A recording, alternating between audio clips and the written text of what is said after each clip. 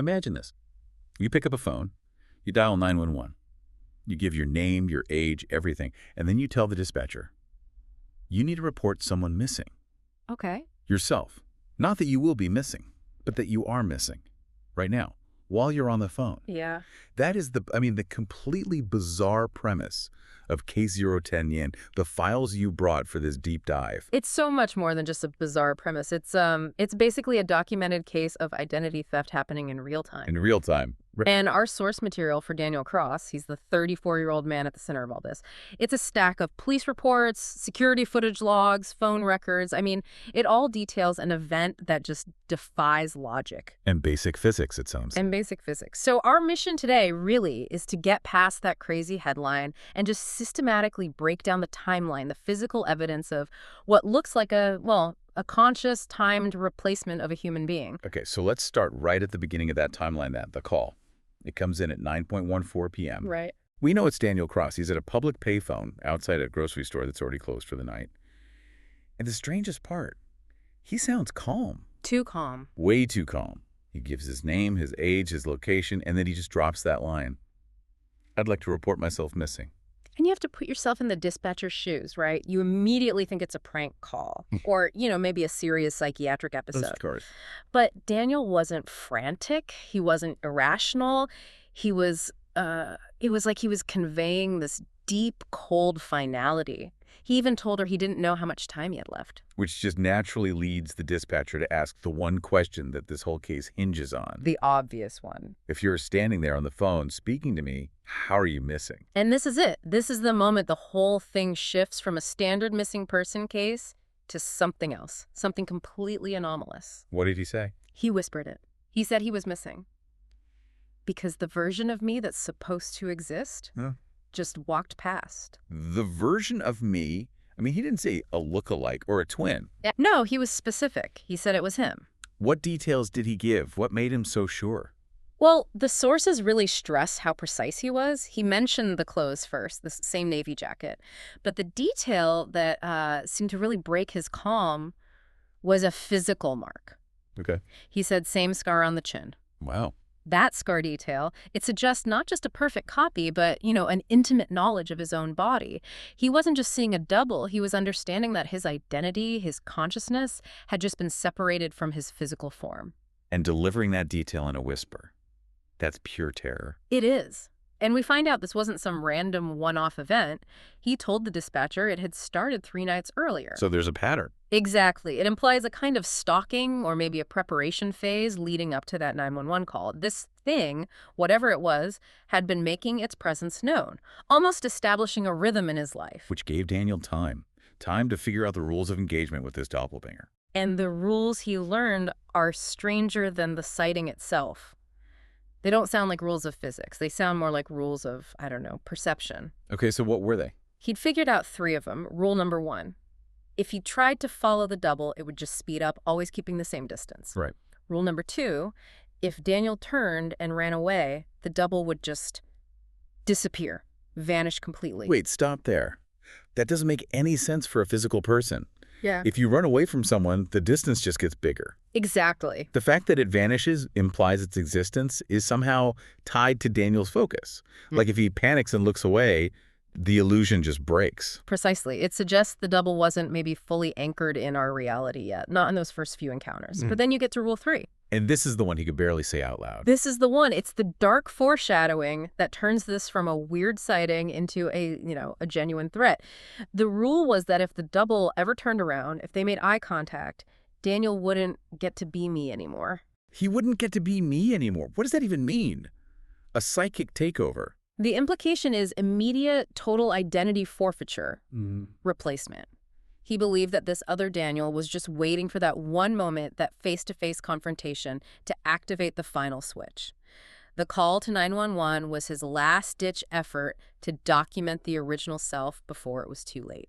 And this is where it all stops being one man's terrifying subjective story and crashes right into objective reality. The security cameras. They pull the footage from the grocery store. And the timeline is the objective proof. It backs him up completely. The cameras show 2 men, biologically identical, walk past the entrance just minutes apart. At 9:06 p.m., the first Daniel Cross walks by. And then just 7 minutes later, at 9:03 p.m., a minute before he makes the call, the second one walks past. Same build, same walk, same clothes. It's a perfect replica. This is not a coincidence, but the camera, it also captured a detail that pushes this case out of mistaken identity and into a deep, deep physical anomaly. We have to talk about the shadow. The single, chilling, physical difference confirmed by the footage was that the second Daniel, he did not cast a shadow. That changes everything, doesn't it? Yeah. I mean, how did the police even begin to categorize that? You have objective video of a man who is lit up by the store lights, but he has no shadow. Is it a trick? Or do you just have to admit that a law of physics was just broken? They had to classify it as an unexplainable anomaly. The sources confirm it. Forensic analysis of the footage was intense, but the fact remained: no shadow. What does that even suggest? Well, a lack of a shadow suggests a figure that isn't interacting with light normally. Maybe it's not fully three-dimensional, or maybe it's not, grounded in our physical reality. It raises a huge question about the very substance of this replacement. Is it a person, or is it an absence shaped like a person? It's a powerful distinction. And while the officers are racing to the scene, Daniel, on the phone, realizes the whole ritual is moving to its final stage. His breathing changes on the recording. That strange calm is gone, and it's just panic. Yes. He tells the dispatcher the double has stopped across the street. It's just waiting. The moment of replacement has arrived. And he adds that detail about the smile. It's horrifying. He says it's smiling differently. Like he practiced it. Ugh. That implies intelligence. It implies it was mimicking human emotion, preparing for its new role. The switch was happening. So the officers arrive at 9:21 p.m., and the first thing they see is a man at the payphone. He's calm, he's cooperative, and he identifies himself as Daniel Cross. But, and this is the critical part, this man, the one standing there, he immediately denies making the call. Right. And the phone records confirm the call was still active when they got there, but the voice on the line had changed just moments before they arrived. So the dispatcher is still on the line. Still connected, she asks a man at the payphone who she's speaking to now. His answer was short and just utterly chilling. He says, the correct one. The correct one. So in just 7 minutes, the terrified caller was replaced by this calm version who took over the call and claimed superiority. That must have been chaos for the officers. Absolute chaos. So they have this one version of Daniel who's cooperative but denying everything.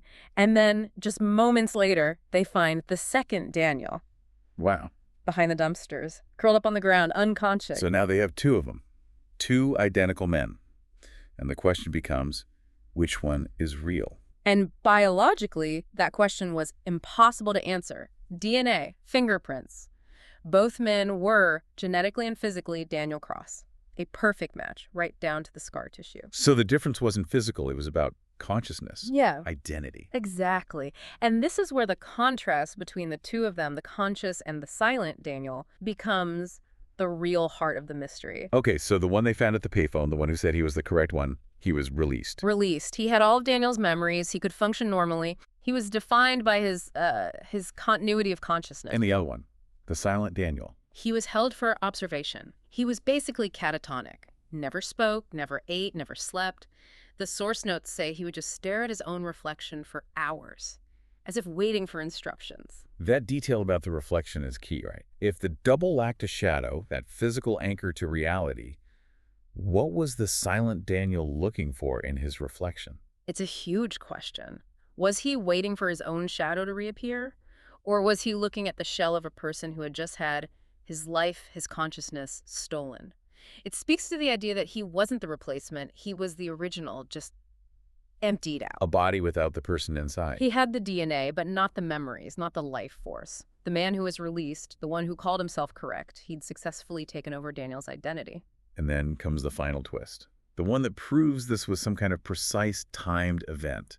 It happens 3 weeks later. The timing is just meticulous. It's like this 3-week period was some kind of, a transition phase before the replacement could be finalized. What happened? 3 weeks later, to the day, the silent Daniel vanished from the hospital. And the timing is just chilling. It is.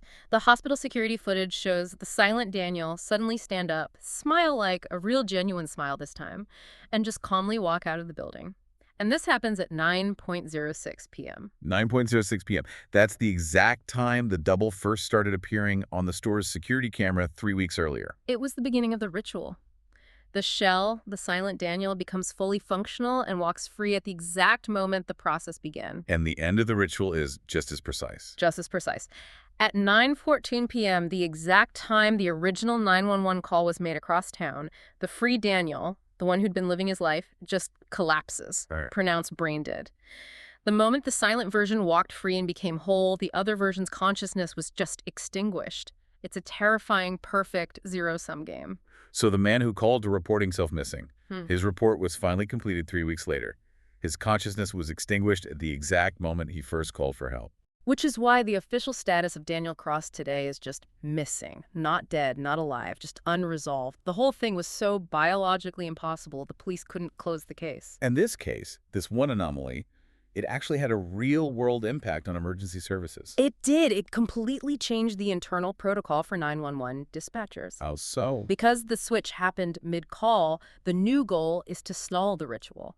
If someone calls to report themselves missing, dispatchers are now told not to ask questions. Don't prompt a confrontation or a moment of reflection that could trigger that final switch. So you just keep them talking. Uh-huh. Keep the original voice on the line for as long as humanly possible. Delay the moment of confrontation. It's a sobering thought that the official response is to basically acknowledge that this kind of non-physical replacement event is a possibility. The source material ends with this really unsettling line. What's that? Some people disappear, others are replaced, and sometimes the switch happens while you're still on the phone. Chilling. Okay, let's leave you with a final thought to mull over. If the silent Daniel, the empty shell, spent 3 weeks just staring at his reflection, and we know his counterpart, his replacement, liked a shadow, what did he see in that reflection? Did he see a version of himself that finally did have a shadow? Or did he see a reflection of the shadowless double, a confirmation that his own physical reality was now just an image waiting to be turned on?